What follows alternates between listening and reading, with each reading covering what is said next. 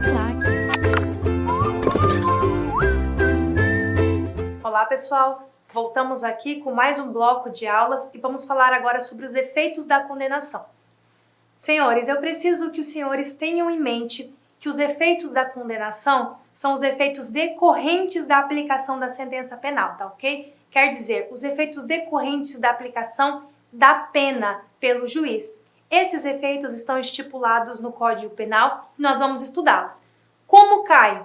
Cai letra fria de lei, pessoal. E nós vamos estudá-lo porque nós tivemos alteração, principalmente aí no artigo 91, tá ok? E para concursos de segurança pública, principalmente, e para Ministério Público, esse artigo 91 é muito importante, tá? É uma alteração muito grande, feita aí recentemente pelo pacote anticrime e que nós devemos estudar. Abram aí a lei de vocês, seja no material de apoio que está em PDF aí na área do aluno, seja no seu código aí no seu Vadimeco, seja na sua plataforma digital, seja por onde quer que você acompanhe, abra o artigo 91, tá bom, pessoal? Eu preciso que vocês me acompanhem vendo a letra da lei, vendo exatamente como está escrito no seu código, para que nós possamos caminhar da melhor forma aqui a aula, tá bom? Vamos lá! Esta é uma aula extremamente importante, esse é um bloco que vocês não podem pular, tá bom? Esse é um bloco que vocês podem até assistir um pouquinho mais rápido, numa velocidade mais rápida, mas pular jamais, tá bom? Vamos lá, então, os efeitos da condenação. Efeitos da condenação, nós vamos ter os genéricos e os específicos, tá bom? Então vamos lá, são efeitos da condenação. Tornar certa a obrigação de indenizar. Claro, tornar certa a obrigação de indenizar é um dos efeitos da condenação e é um dos efeitos esperados pela vítima, né? Tornar certa a obrigação de indenizar o crime.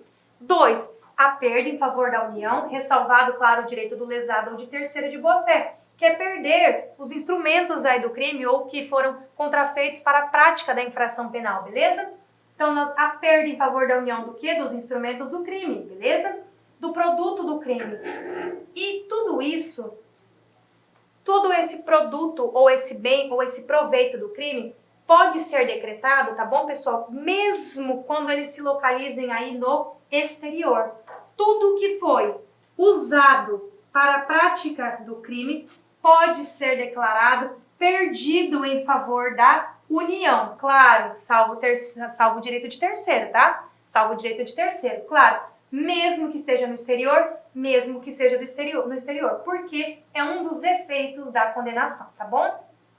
Tem lá no parágrafo 2º, que na hipótese do parágrafo 1º, né, a perda de bens ou valores equivalentes, as medidas assecuratórias previstas na legislação processual poderão abranger bens ou valores equivalentes do investigado ou acusado para posterior decretação de perda, tá bom? Posso ter bens ou valores equivalentes, mesmo que não sejam os bens utilizados para a prática de infração penal, mas que sejam equivalentes ou de valor equivalente e posteriormente ser declarada a perda, sem problema nenhum. Este é o nosso artigo 91, tá bom? Vamos lá. 91A é o que eu preciso chamar a atenção de vocês e é onde houve modificação legislativa, tá bom? Vamos lá. Na hipótese de condenação por infrações, as quais a lei comine pena máxima superior a 6 anos, então passou de 6 anos, tá bom? Claro, de reclusão. Pode ser decretada a perda como produto ou proveito do crime dos bens correspondentes à diferença entre o valor do patrimônio do condenado e aquele que seja compatível com o seu rendimento. Vamos lá. Ganho 5 mil reais por mês, tá bom? Esse é o meu patrimônio, 5 mil reais por mês. Só que, após o cometimento do crime, e aí com pena de reclusão superior a 6 anos, o meu patrimônio de repente pulou para 100 mil. Opa, de repente pulou para 100 mil. Pessoal, a perda aqui é a diferença. Qual que é a diferença que está incompatível? 95 mil, beleza? Essa é a minha perda, é o que está incompatível. Então, diz o 91, na hipótese de condenação por infração penal, as quais a lei comine pena máxima superior a 6 anos de reclusão, pode ser decretada a perda como produto ou proveito do crime dos bens correspondentes a essa diferença entre o valor do patrimônio do condenado e aquele que seja compatível com o seu rendimento lícito, tá bom? Com o seu rendimento lícito. Eu trabalhava, ganhava 5 mil reais, de repente, após a infração, eu tenho 100 mil na conta. Qual que é a diferença? 95 mil reais. A perda de bens pode se dar em relação a 95 mil reais, que é essa diferença, tá ok? É isso que o 91 está nos dizendo. Vou apagar para ficar mais fácil para vocês. Vamos lá, parágrafo 1º. Entende-se aí como patrimônio do condenado quais bens? 1 e 2, aqueles de sua titularidade, tá bom? Que tenham ou não relação aí, direto ou indireto, com a infração penal. E também, pessoal, aqueles bens transferidos a terceiros a título gratuito ou mediante contraprestação irrisória. Então, o meu patrimônio está em meu nome, ou aquele que eu transferi a terceiros gratuitamente, né, para ocultar aí a origem, ou mediante uma contraprestação irrisória. Vamos supor que eu transferi para o nome da minha mãe uma casa que vale R$1 milhão, em contrapartida ela me pagou só R$100. Pessoal, claro que isso é desproporcional. É claro que eu estou tentando ocultar esse bem, esse patrimônio, né? Então, isso é considerado também como patrimônio do investigado, tá bom? Do condenado. Artigo 2º. O condenado poderá demonstrar a inexistência da incompatibilidade ou a procedência lícita do patrimônio. Claro que ele pode. Ele tem a ampla defesa e o contraditório ao seu favor. Se ele mostrar que esse patrimônio é lícito, que decorreu da atividade lícita do trabalho dele, não vamos ter essa declaração de perda, tá bom? A declaração da perda do patrimônio é em relação à diferença ou ao patrimônio ilícito, tá bom? Ou decorrente da prática ilícita. Se ele trabalhou, conquistou honestamente o patrimônio, não há que se falar em perda deste patrimônio. Vamos lá. Parágrafo 3º. A perda prevista neste artigo deverá ser requerida expressamente pelo Ministério Público. Claro, eu preciso de pedido para isso, tá ok? E eu vou fazer esse pedido no momento do oferecimento da denúncia, tá bom? Pedido expresso, feito pelo Ministério Público no momento que é ofertada a denúncia, tá bom? Parágrafo 4º. Na sentença condenatória, o juiz deve declarar o valor da diferença apurada e especificar os bens que vai ser decretada essa perda, tá bom? O juiz precisa fazer essa individualização desses bens, me dizer quais serão os bens atingidos aí pela sentença condenatória. E a novidade, pessoal, que cai muito em concurso público e vai ser muito cobrada é o parágrafo 5º, tá bom?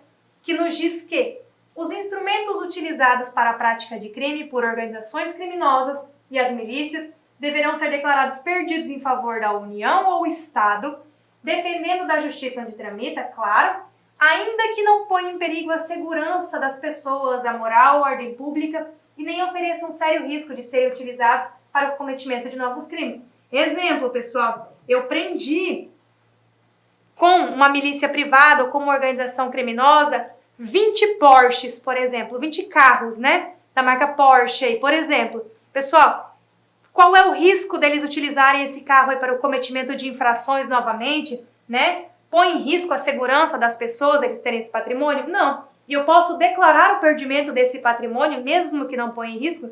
Com certeza. É isso que nos diz aí o parágrafo 5º deste artigo, beleza? É isso que nos diz o parágrafo 5º. Artigo 92. Diz lá que são também efeitos da condenação. 1. A perda do cargo à função pública ou mandato eletivo. Claro, se você é servidor público, foi condenado a uma pena privativa de liberdade, como efeito da condenação pode advir a perda do cargo, beleza? Claro, vai perder o cargo se o juiz disser isso na sentença, não é um efeito automático. O juiz precisa declarar isso em sentença. Então vamos lá, a perda do cargo, da função ou de mandato eletivo, se a pena aplicada é a privativa de liberdade for igual ou superior a 1 ano, né? Ou se o crime foi cometido com abuso de poder. Ou contra a administração pública, claro, né? Peculato, por exemplo, corrupção ativa, corrupção passiva, prevaricação, concussão, né? São crimes aí contra a administração pública. B. Quando for aplicada a pena privativa de liberdade por tempo superior a 4 anos nos demais casos.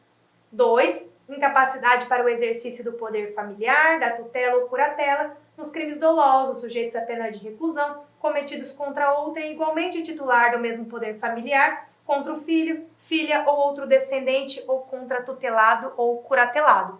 Pessoal, em relação ao 2, que é a incapacidade para exercer o pátrio poder, entende-se a doutrina, e aí nós temos uma divisão, mas entende a doutrina majoritária, que eu perco o pátrio poder em relação àquele filho, ok? Aquele tutelado ou aquele curatelado que eu pratiquei o crime, em relação a que eu pratiquei o crime. Em relação aos demais, eu continuo com o pátrio poder. Eu só vou perder em relação àquele, tá bom? Claro, lembrando a vocês que eu tenho outros entendimentos, tá bom?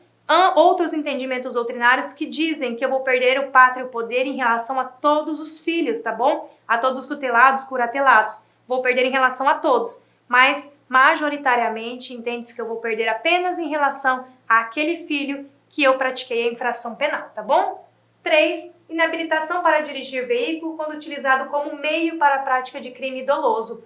Este efeito também precisa ser declarado e motivado em sentença, tá bom? Então percebam, pessoal, que o artigo 91, 91A e 92, eles estão expressos conforme está no Código Penal. Eu não tenho uma doutrina e uma jurisprudência que explicam situações. Eu tenho, sim, questões taxativas do código, em que quando o seu examinador for cobrar, ele vai colocar a mão no código e vai puxar um inciso para colocar para vocês. O que ele pode fazer como pegadinha aqui, pessoal?